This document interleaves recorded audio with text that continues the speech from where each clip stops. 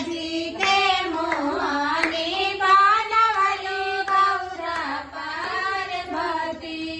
शिवजी के मोहनी बनवली गौरा पार्वती। बूढ़ी कन्हई सुन के मनाई न भावेला। बूढ़ी मिठाई सुन के मनाई न भावेला। भंगिया धतुरा दे मनवली गौरा पार्वती। भंगिया धतुरा दे मनवली गौरा पार्वती। शिवजी के मोहनी बनवली गौरा पार्वती। शिवजी के मोहनी बनवली गौरा पार्वती। सोना और चांदी शिव के मनाई न भावेले। फूलों के माला शिव के मनाई न भावेले। नगवा के माला दे बनवली गौरा पार्वती। नगवा के माला दे बनवली गौरा पार्वती।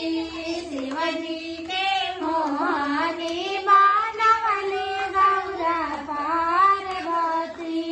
शिवजी के मोहनी बनवली गौरा पार्वती। पीताम्बर शिव के मनाई न भावेले। पीला पीताम्बर शिव के मनाई न भावेले। मिर्जा के छाला दे मनवली गौरा पार्वती। मिर्जा के छाला दे मनवली गौरा पार्वती। शिवजी के मोहनी बनवली गौरा पार्वती। शिवजी के मोहनी बनवली गौरा पार्वती।